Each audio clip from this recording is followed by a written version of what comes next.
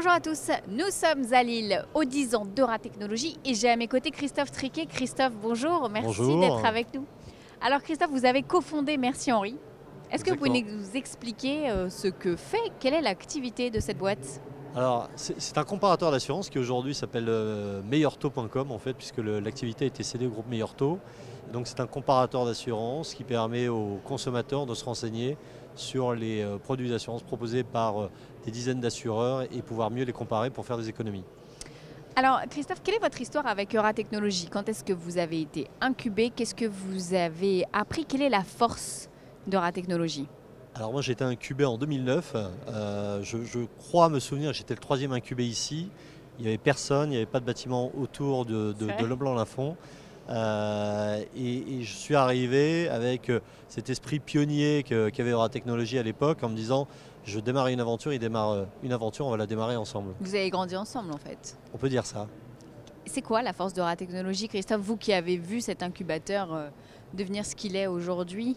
Alors la force, je pense, repose principalement sur la bienveillance, c'est-à-dire la bienveillance des équipes. Je pense que les équipes qui accompagnent sont là vraiment pour faire en sorte que tout se passe bien, et pour faire grandir les entrepreneurs. L'autre force pourrait être certainement le partage de l'écosystème. Et ça, je pense que c'est une valeur fondamentale d'Euratech. Et puis au final, quand on met tout ça bout à bout, il y a une ambition commune qui se dégage et qui permet de faire vraiment avancer tout cet environnement, on va dire. La bienveillance, c'est toujours possible quand il y a autant de monde, que c'est devenu aussi imposant? Bien sûr, je pense qu'à partir du moment où c'est dans les gènes et c'est dans l'ADN, tout ça se transmet de pair en pair et permet finalement de rester complètement ancré dans la culture du lieu. Alors vous qui avez grandi justement au sein d'Euratech, quels conseils on vous a donné, ce que vous avez appris et que vous avez à votre tour envie de transmettre aujourd'hui aux jeunes qui rejoignent cet incubateur?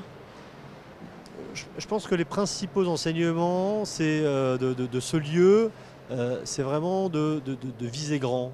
Je pense qu'il y a eu des fortes inspirations avec les formations Stanford notamment et la culture de la start-up.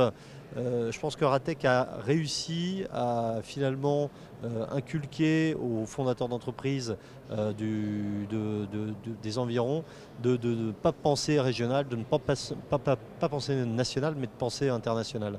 C'est ce que vous avez fait avec Merci. Alors moi je suis certainement un contre-exemple coriace, puisqu'effectivement j'avais un modèle qui était difficilement scalable à l'étranger. Et donc non, moi j'ai fait du franco-français. Mais ça ne change rien à la réponse que je vous ai faite il y a 2 minutes. Pensons international. Pensons international. Eh bien ce sera le mot de la fin, Christophe. Merci beaucoup Merci de à vous vous. être arrêté au micro de We Do Biz. Merci.